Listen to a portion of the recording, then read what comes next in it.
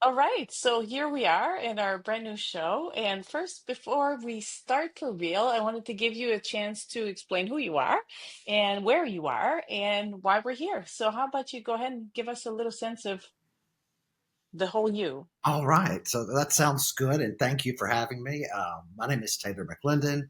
If you can't tell from the sound of my voice, I am from the deep South, Alabama in the United States. If you didn't know where Alabama was located, back in Bible country and all that comes along with it. And I'm here talking with my dear friend Bridget, and we're going to bring you up to date on the happenings and goings on of the South. Of Canada, just whatever we see fit to talk about, or whoever we see fit to talk about. I guess that's fair, isn't it? That's absolutely fair. And I see that you're in Low Mill. I know where that is. And more and more people will get to know where that is eventually because I'm going to try and get more people to go visit Huntsville, including Low Mill. But this is a place for artists. Yes, And you are there. You have a studio there and you paint coolest. and you do all kinds of art and cool art there. I feel.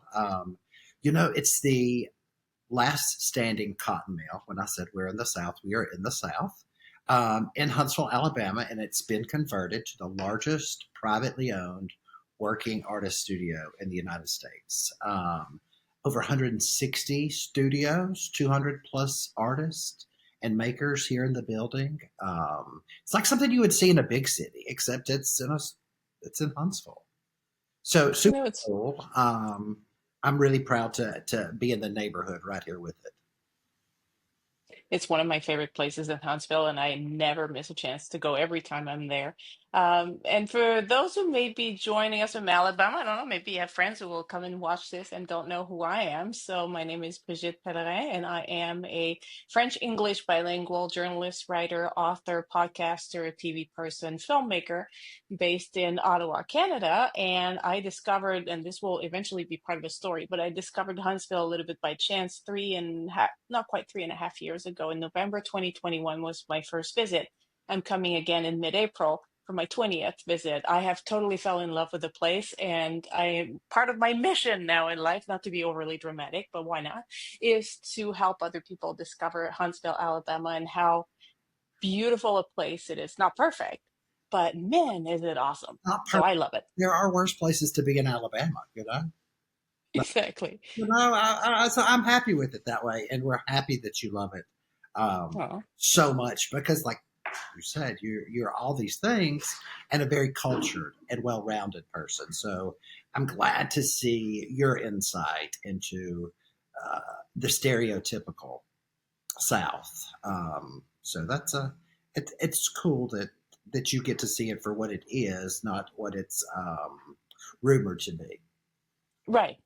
So, and now that we get into the topics for this week, we're recording this just to time stamp it because things are moving fast these days. We're recording this on April 7th on a Monday. 2 days ago on Saturday, you were one of, I don't know how many people in America were at a hands-off rally in dozens of cities, and there were some there were some here in Canada and Ottawa as well, and there were some around the world. But you were at the Hands Off rally in Huntsville, Alabama. Why don't you tell me a little bit of So that experience, how that was? everyone in all 50 states. Here in Huntsville, we had around about 1,000 people, and it's just if you don't know about Huntsville, other than me and Low Mill, other cool things about Huntsville is we are a government hub and a NASA hub, so we have lots of government jobs, not just in the military or the space program, but civilian jobs here. And so a lot of these cuts have affected our civilian workforce. So they were out there hands off our jobs, hands off our bodies, hands off our healthcare, all the things that we want our current administration to keep their hands off. What was cool for me, like I'm just, like we know the difference between right and wrong and protest what we believe in, but it was cool to be on the artist side of it and get to sit back at the mill and watch people build these great, 12 feet puppets that go in backpacks to go out there and, to see the creative signs. And it was just amazing. And you saw some of the pictures I sent over. It was just a cool thing to see and hear everybody come together in one voice and be like, you know what, like it's. I hear you, but it's just not working for us as a whole. Hmm. You know? Hmm. um, we know from example, like when you uh, privatize national things like Russia did, it just doesn't work out well Hmm. in the long run. Um, Right. And what's really interesting to me, I was at a similar but much smaller protest in Huntsville when I was there last in March. And Huntsville is it's a slightly purplier yeah, city than the rest. Alabama's deep red, deeply like Trump. I mean, They was one of the first states to be declared for Trump on election night. But Huntsville, if I saw the number correctly, voted for Trump by about 54%. So it's a slim majority Republican, so less so than in the rest of the state. So if you had 1,000 people there, you must have had a bunch of Republicans who were there as well protesting. now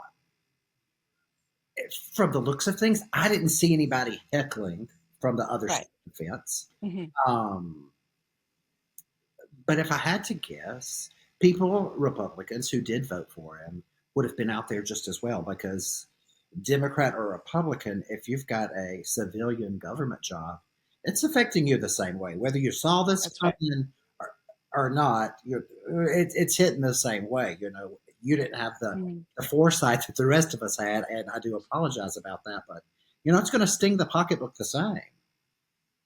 You know, so you know, were they labeled Republicans? No, but I would venture to say that there are some Republicans out there as well, and with Mhm. the hands off crew. Yes. And it's hitting the 401ks of everyone these days. Like the stock markets have tanked completely since Liberation Day on Wednesday. I know I've lost some. I don't have big investments, but I can see the difference. Everyone can see the difference. Just we make these announcements. It feels like on a whim, and it affects the ripples are just for days and days and days. Hmm. And it's not just here; it's affecting our world and business and commerce and relationships, and you know, it's Yeah. making us look even more unfavorable in the eyes of so many where we didn't look favorable to begin with. You know, Yeah. It's having one good effect though, for Americans who may be watching this who are aware that we have an election in Canada, federal election these days.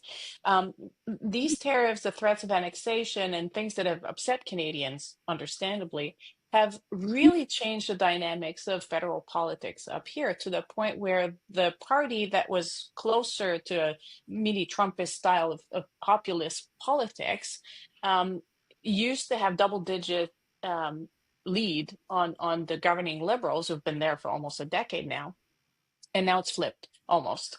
It's the liberals under a new leader, um, ahead. I think this morning it was ahead by 12 points wow, from over the conservative. So it's completely changed our electoral dynamics here to the point where we were headed in the direction that y'all are in, it's and this is flipped now. So because Canadians are like, no, no, no, no, thank you. Okay, so we want change, but not that change. We want something a little more like less changey than this, please and thank you. example here. You know, somebody had to set the bad example, and by God, we did it. I mean, You didn't you didn't half-ass this thing. You just went all out and said, This is how we don't want to do things." So anyway, I'm still hopeful. I know like it's easy to be critical and to say, well, gosh, you don't do like tariffs. The last time it was tried 100 years ago, it contributed. I'm not an economist, but you'll find a bunch of economists saying this. It contributed to the Great Depression. right? Why do this? Like it wasn't broken. Why did he fix it that way? You know, and But I'm hopeful that things will get better. I'm hoping that it will regulate. I'm hoping that this is a kind of a bullying tactic, trying to get things from these trade partners. Hmm. That seems to be a pattern we have here. If we demand, demand, demand, and threaten, then eventually they'll break in. But no, you look at the Roaring Twenties here, and when you had all the tycoons from uh, steel and railroad and the Vanderbilts and all those people, yes, I mean everything was American made by five people. And then once that broke down, we were in the Great Depression and the Dust Bowl. And, like history will repeat itself if we allow it to. And I mean, we're knocking at that door like every day. Like we don't see what's coming. So Hmm. it's just crazy Hmm. for me I sitting have, here, mhm. and I can Sorry. imagine what it looks like from the rest of the world. Like, what the fuck are y'all thinking? There's a theme in Canada. It's like living next to America is living upstairs from a meth lab. There are times when you just It is look down and say, enough state, "Gosh, yes. people." Like you Yeah, never know what's going to come out from downstairs. that's right. That's what they come out of there and say, "Whoa." I'm going to Um, yes, that's good. yeah, yeah. I did love the penguins. So we can't let the week go by without talking about. Everyone's done the penguins to death, Yes. but it was just the best thing about the week is all the memes online about the penguins. We're going to tariff the Mm, penguins. Yeah. It's yeah. So the last one I saw is help the penguins pay their tariff. Send fish to 1600 Pennsylvania Avenue. That might actually get their attention. Who knows? In between rounds of golf. Now, I have a question for you about Alabama. okay. This is a state where you can carry a handgun and conceal. For Canadian viewers, this means that a handgun in your pocket, basically, It's if you're your silly enough to put a handgun in your pockets, in your you don't even need a permit to do that. no, you don't. It is your Okay. God given right here in the South Right. to carry. So I could if I was an Alabamian, I'm a visitor, so I don't think I have that right. But if I were you, I could just go and buy a handgun. No, no regulation. I could and then carry it in my bag without telling anybody about it. Right? Yes. Okay. But I can't buy an Alabama lottery ticket. Unfortunately, you cannot Okay. Why? Where's that coming from? because we are in the Bible Belt, rural South, and it's the Bible Belt for a reason, and it's the evangelical Christian Deep South, and it is spitting in the face of everything they believe in. Now, So you can go. gambling is a worse sin than carrying a gun. I don't know that Mississippi has the lottery, but you can go to Tennessee, Georgia, or Florida to the south. Just cross the Right. state line, your first gas station, and you can buy all your lottery tickets. Right. And what's great, I can speak to Tennessee's because I'm closer to Tennessee, um, is the revenue from their lottery pays for free 2-year education. So your junior colleges. So Hmm. kids out of high school that wouldn't have the opportunity, go to a 2-year institution for free. Um, and the remainder of their money or the interest off of that money stays in this college fund. Um, the biggest problem I have with Alabama is where it's still a very good old boy state. Like I'm going to take care of you, you're going to take care of me, and they keep proposing these lottery deals, but they don't allocate or say where the balance of this money, this budget is going to go, how it would be spent, or how it would be reserved. And we know from experience here in Alabama, our governors will stand on university steps to block people from entering. Our governors Hmm. will put their mistresses on uh, state jets and helicopters and fly them to and from. So it's very important that we allocate where that much money would go. There it's something that we need. I think we're probably one of the poorest states in the U.S. When it comes to people just being able to afford college. And it would be great, but it's got to be laid out clearly where that money's going, or it will be a total shit show. And Mama, our governor right now, I don't think has the wherewithal to handle that, or our Hmm. senator. Because it was just again in the state legislature, there was a bill that was going through again. And all the stories I read about this, here we go again. Again, Another bill about lottery that's failing. at least 20 years. Wow. And what the See, I don't think anyone knows that who's not from Alabama. right, like what aren't y'all getting right? And I guess south of Montgomery we have an Indian reservation, and they have a casino. It's gaming. It's not a card casino, but because it's on the reservation, I mean they're making big. bucks. I mean, it's crazy. You're driving through just flatland, Pine Tree, Alabama, and then all of a sudden is this huge growing Hmm. casino because it's Hmm. Indian land and it's going into their pockets, which is good for them, but it could be Hmm. good for the state and good for our kids whose favorite color is sometimes three in Alabama. You know, they don't get the best education as it is. Hmm. Have so many Title One schools, and once again, back to the budget cuts. You know, I mean, it's just we got to do something for the kids.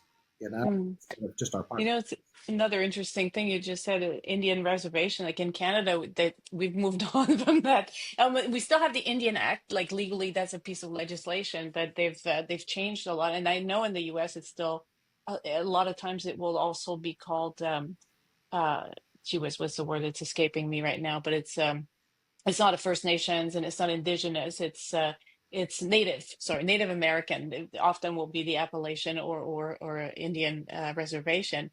And up here, you'd say this up here, and people would shiver. Would like we don't say Indian anymore. We've moved to Indigenous, and I'm not like it's another one of those interesting cultural changes where like this is fine. Like if you speak of the way you just said, like nobody in Alabama or anywhere in the area About would it, bat an eye, and up here that's right. And that's one of those. But we have the similar issues up here on reservations where we have a number of casinos, and I mean, like in Ontario, it's also legal. So the province runs our a bunch of casinos and lottery and so on. And yeah, makes a ton of money.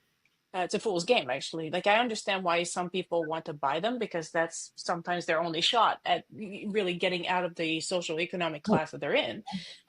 But it's makes money for the person running it, and that happens to be the state. And in Ontario, it's regulated, and it goes again similarly to what happens in other states. Like in Tennessee, it goes towards like better causes, and it's trying to improve things for people in Ontario, which is fine. But on certain reservations, it's not as regulated, and they make tons of money. And why not? Like, good for them. They could do this and make more money, and then use it to have better education, better housing, better healthcare, better I don't know whatever it is that they think they need to have. They can afford it because they have all this money from people gambling. I just find casinos very sad personally. I've only been once to one, and it was in the not too far from Seattle, and it's just machines, and you sit there, it's like a little video game, and you just do this with your thumb, Um, and there's $100, and there's another $100, and then you just keep losing, and does I it? don't know. You know, you have to take.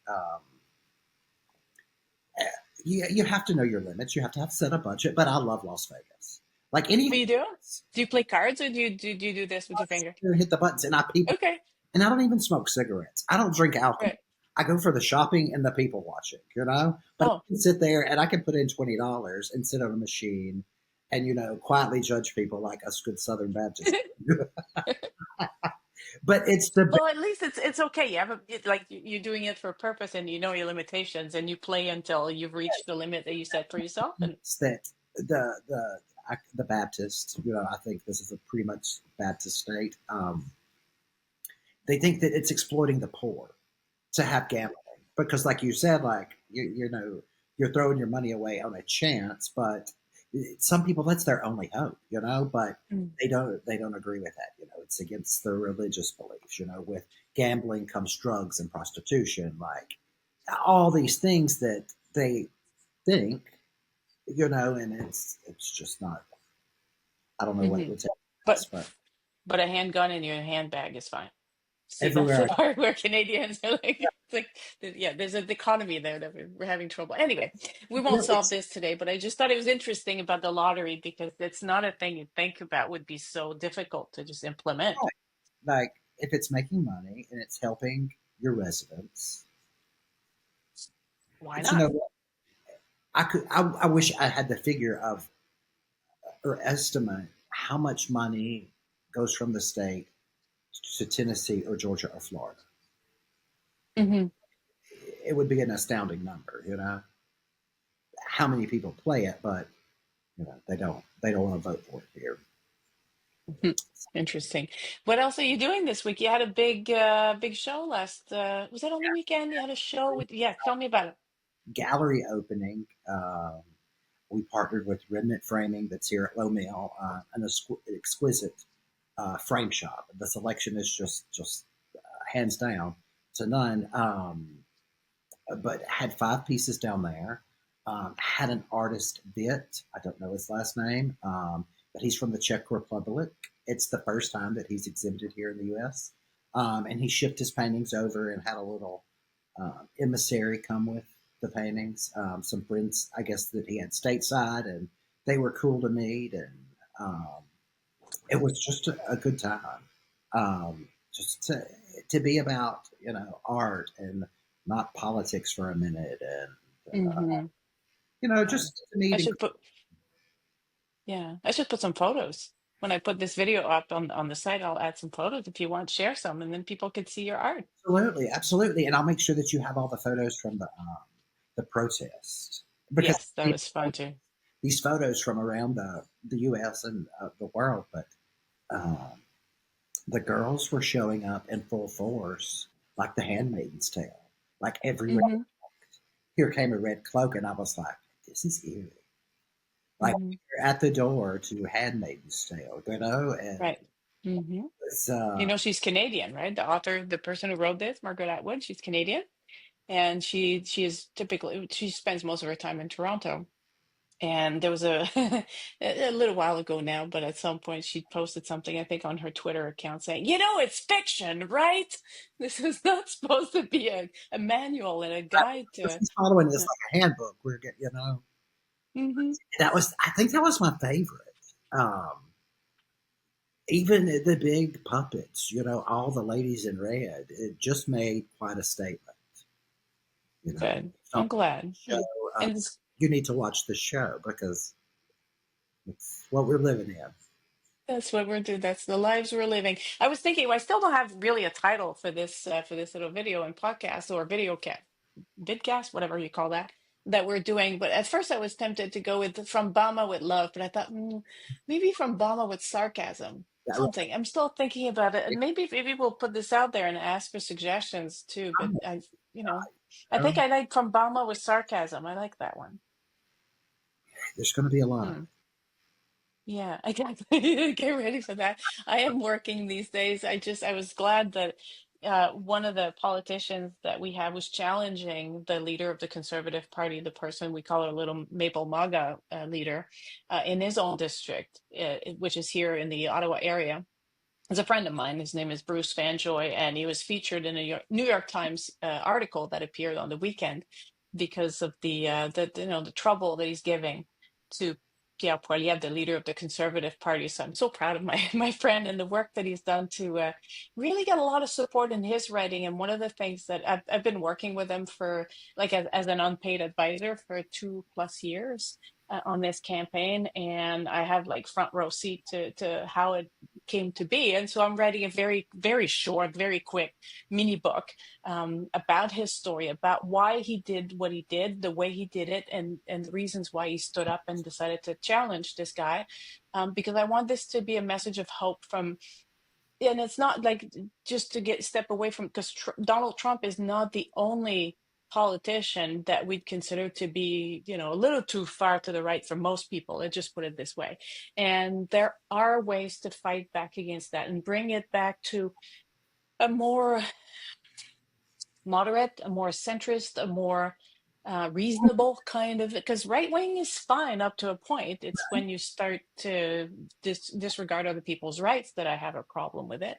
And you could say the same on the left as well. There's way too far to the left. Like I like something nicely in the middle.